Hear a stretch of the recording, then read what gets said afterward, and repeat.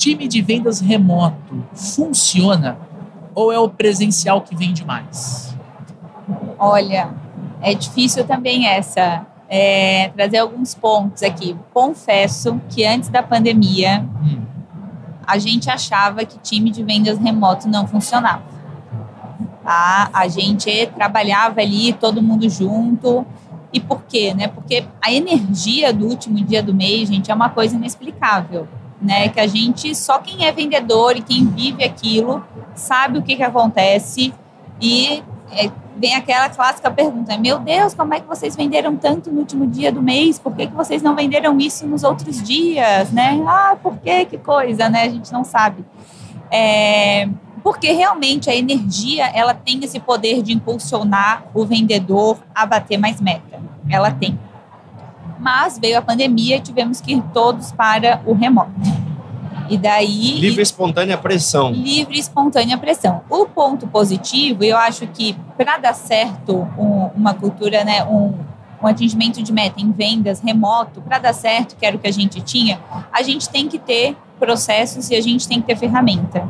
Então, a gente tem que ter um CRM, a gente tem que não só ter um CRM, mas a gente já tem que ter a cultura de preencher o CRM. De usar o CRM. Porque senão, de nada adianta.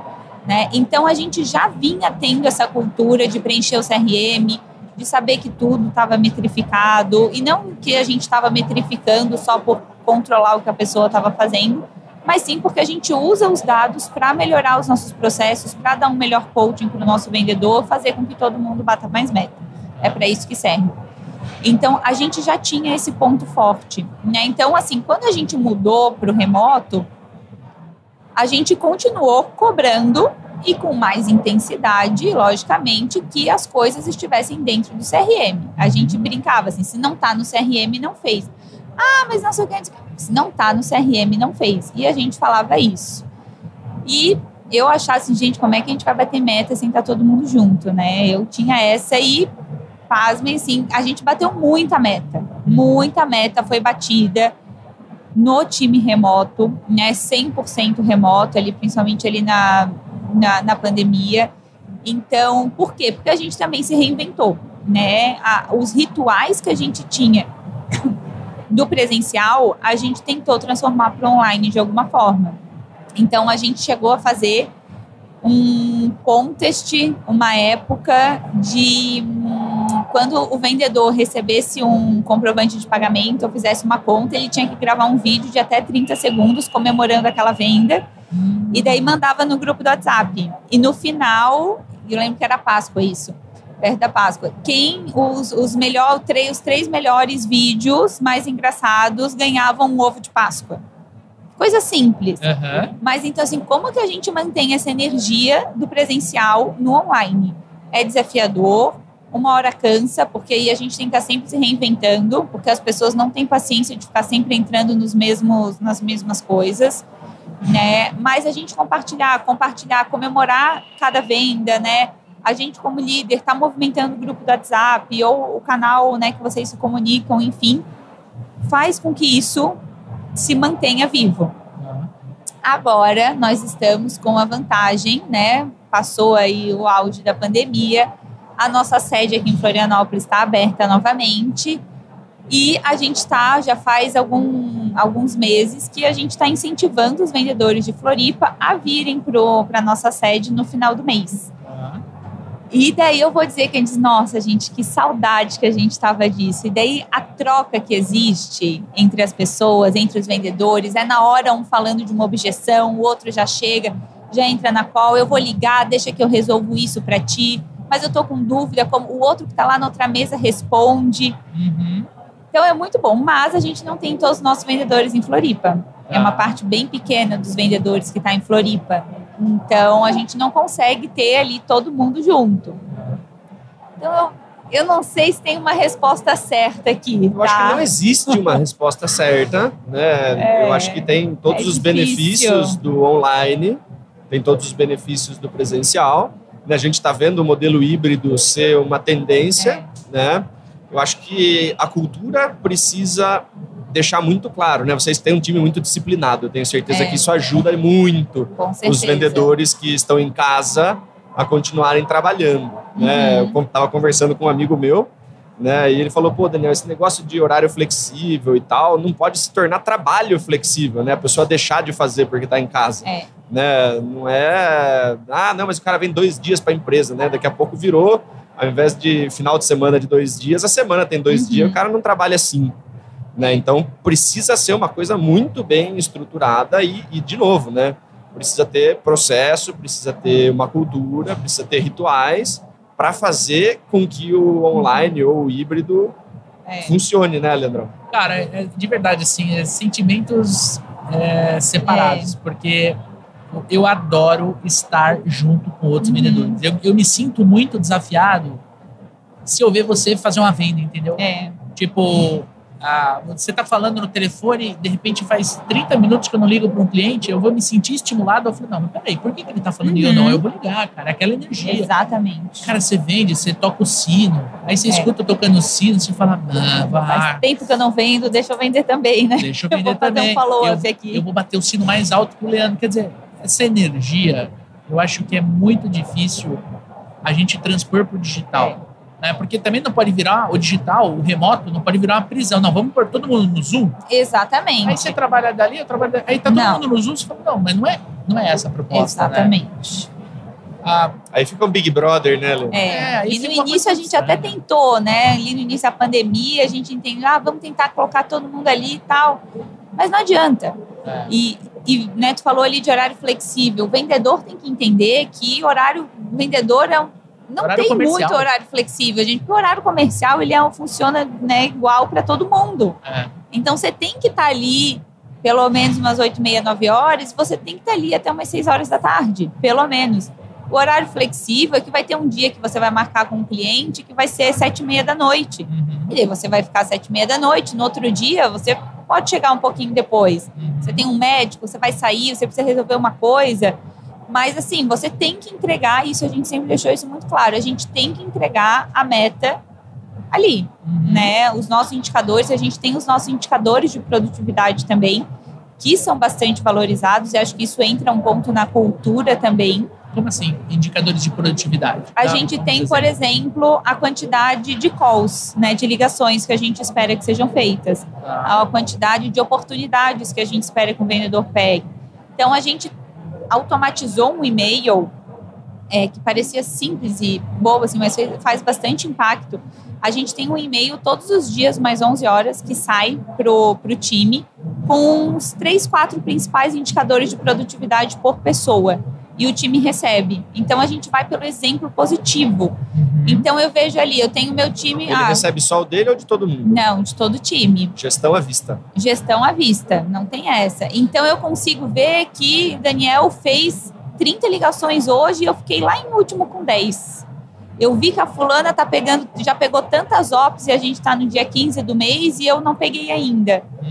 Então, tem que ser simples, não pode ser muita informação, mas tem que ser assim, quais são os 3 indicadores principais que tu tem que garantir que a pessoa esteja fazendo, que vai fazer com que ela atinja o resultado. E a gente compartilha isso, então é ótimo, a pessoa se move, é aquele efeito de, poxa, o fulano tá ligando e eu não liguei ainda. Ele fez uma venda e eu não fiz ainda. Você vê que esses indicadores são coisas que estão 100% dentro do controle do vendedor. Né? Exatamente. Não é o faturamento. Putz, o cara fechou uma super conta lá, se eu tivesse uma oportunidade dessa, eu também estava nesse valor. Né? Número de ligação e quantos leads você puxou para si. 100% dentro do seu controle, né? Suas atividades. Tudo isso dentro do CRM. Tudo isso dentro do CRM. E daí, de novo, mas nossa, deu problema, hoje eu não fiz, não sei o quê, o fulano me ligou no WhatsApp e eu falei por fora. Pena, se não tá no CRM, não fez. Você pode colocar no CRM que o cliente me ligou por WhatsApp, você coloca lá dentro. Então, assim, uma coisa é tu hoje, um dia, né, eu fiz 2 ligações. Outra coisa é com frequência, o mês todo eu tô sempre em último porque eu uso o WhatsApp, mas os outros estão ali conseguindo fazer call por dentro do CRM. Estranho, né? Só você dá problema técnico. E daí a gente vai tirando as muletas, então, né? A gente vai contornando as objeções. Outro ponto de cultura, cara. Né? O que você permite entra na cultura. Né? Então, se você aceita determinadas desculpas, né? Se determinados comportamentos não desejados, né, não são cortados, não são, né, pontuados em feedback e tudo mais, as pessoas também se sentem, pô, o Leandro fez 12 ligações o mês inteiro, não aconteceu nada com ele, faz 4 meses. Exatamente. Então, acho que se eu fizer isso, também não vai acontecer nada, né? Exatamente. Então, o que você permite dentro do time, né, isso também vai, né, que é aquele caso da laranja podre, né?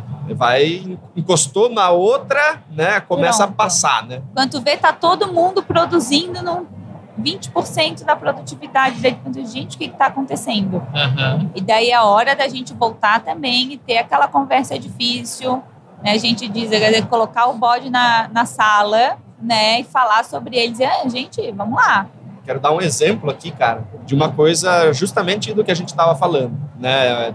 Tinha uma equipe, né, acho que tinha 5 ou 6 vendedores, tinha muito turnover, né? Tinha um cara que estava lá faz muito tempo, vendia muito e reclamava muito na reunião semanal.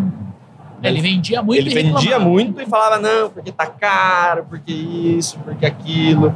Aí as pessoas entravam, não conseguia vender, né? Acreditava no cara, pô, o cara tá aqui faz 4 anos, tá falando que tá caro e não sei o que. E é o vendedor que mais vende. É o vendedor que mais vende. Não conseguia vender, voltava, né?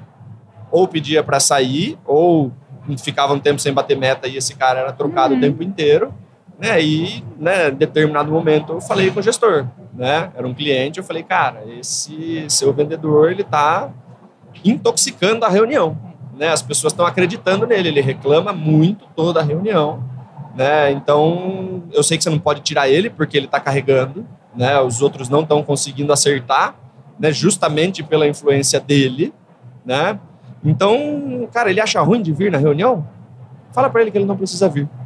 Né? E daí o que aconteceu? O time, né, o novo time, começou a conseguir, porque não tinha ninguém falando que era caro, então os caras conseguiram começar a vender até uma hora em que aquele time sem aquele top performer que tinha um comportamento não que era aceitável, muito prejudicial para o restante da equipe, né, o resultado daquela equipe ficou sólido o suficiente para ele fazer a troca daquele top performer.